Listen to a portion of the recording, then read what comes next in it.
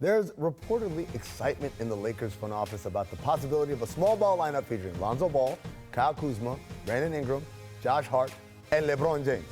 One executive was quoted saying, quote, "It may not happen on day one, but the coaching staff is eager to see our version of the death lineup." What do you think about the Lakers' death lineup?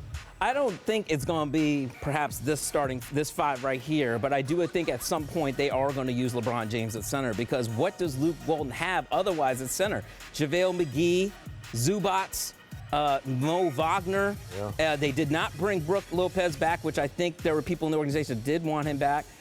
So I do think that at times you're going to see LeBron play. Look, Luke Walton liked playing a small lineup last year with Julius Randle at the 5. So I do think you will probably see at some point LeBron James play the 5. I don't know if it's going to be Lonzo Ball with him. Like, I have my concerns about Lonzo Ball's knee. I'm not quite sure he's going to be ready for training camp. It's going to be a slow process for the Lakers to figure out which is their best starting 5, what 5 to use at certain points, what's going to mesh well with LeBron. But I think they're going to try many different things. Take this down. This is not fair. This is unfair. Dave, let me ask you. Look, you've been around LeBron a lot. There was a time in his career where he was very did not want to play 4. Right. We're at a time now where he's a different part of his career.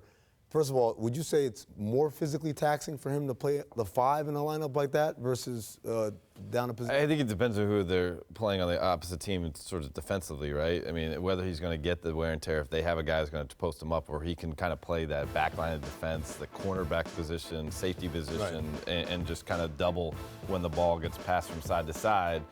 I just think the lineup is so strange to me. Why are we anointing those as the 4 players around LeBron? Just because they're the young guys? Because they're the Lakers core. Why can't Contavious Caldwell-Pope be involved there? Like Lance Stevenson?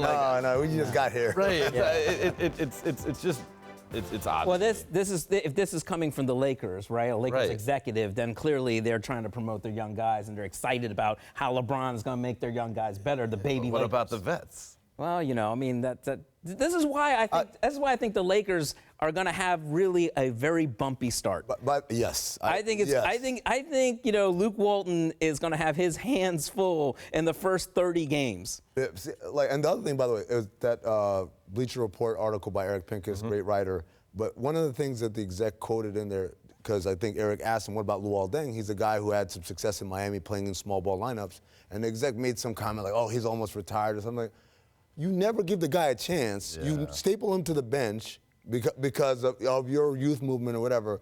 How do you then say 2 years later, oh, yeah, no, he's on play? Like, I kind of found that a little odd and a little off-putting, to be honest. The one time they did give Luol Deng a chance to play in the preseason, he didn't look very good. And then all of a sudden it was just like, Lakers are not going to play him at all. They're not going to risk any injury, and they're going to, it's always kind of been this running joke with, like, Magic made a joke of it at the trade deadline, which I don't think it sat well with Luol Deng. So, but I just don't think there's I just don't understand why you would not, if you're trying to trade him, why wouldn't you use him? Especially now, okay, the youth movement is over. It's time to be good.